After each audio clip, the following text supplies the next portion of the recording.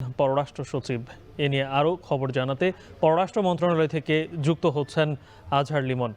লিমন, জানাবেন যে মূলত কোন কোন বিষয়ে রাষ্ট্রদূতদের ব্রিফ করেছেন পররাষ্ট্র সচিব, আর এ নিয়ে কি তথ্য আছে আপনার কাছে?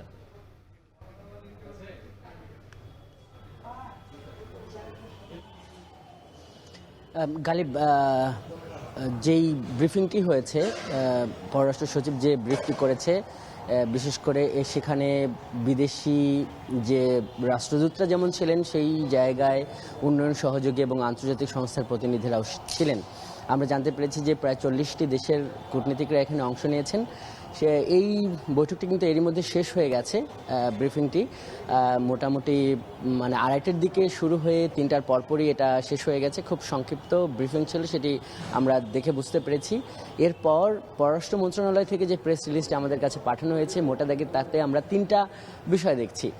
প্রথমত, যে আসন্ন যে ত্রয়োদশ জাতীয় সংসদ নির্বাচন এবং একই সঙ্গে যে গণভোট, এই গণভোটকে সামনে রেখে সরকারের যে একটা সামগ্রিক প্রস্তুতি, এটি এই কূটনীতিকদের সামনে অবহিত করেছেন পররাষ্ট্র সচিব।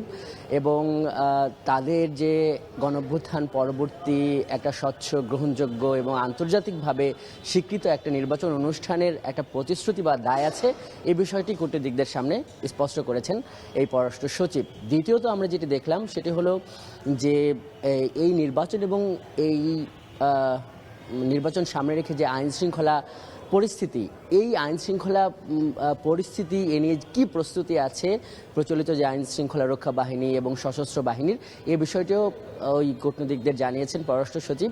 এবং সবশেষ যেটি আমরা দেখলাম যে ঢাকাস্থ যে সমস্ত আন্তর্জাতিক সংস্থা আছে এবং ঢাকায় যে সমস্ত বিভিন্ন দেশের যে দূতাবাস রয়েছে, সেই দূতাবাসের নিরাপত্তার ব্যাপারেও পররাষ্ট্র সচিব আশ্বস্ত করেছেন। এই বিষয়গুলো মোটামুটি আমরা পেয়েছি। এখন আসলে আমরা পররাষ্ট্র মন্ত্রণালয়ে আছি, এইখানে আমরা অপেক্ষায় আছি যে এ নিয়ে পররাষ্ট্র উপদেষ্টা কিংবা পররাষ্ট্র সচিব কিংবা সংশ্লিষ্ট উইংয়ের কেউ ব্রিফ করে কিনা, তখন হয়তো আরও অন্যান্য তথ্য আমরা পাবো। তবে যেটি বলতে পারি যে প্রতিটি নির্বাচনের আগেই, প্রতিটি নির্বাচনকে সামনে রেখে এই ধরনের বৈঠক বা বিদেশি এই সমস্ত কর্মকর্তাদের নিয়ে মিটিংগুলো হয়, ব্রিফ করা হয়। সেদিক থেকে বলা যায় যে এটি একটি রুটিন ব্রিফিং বা বৈঠক।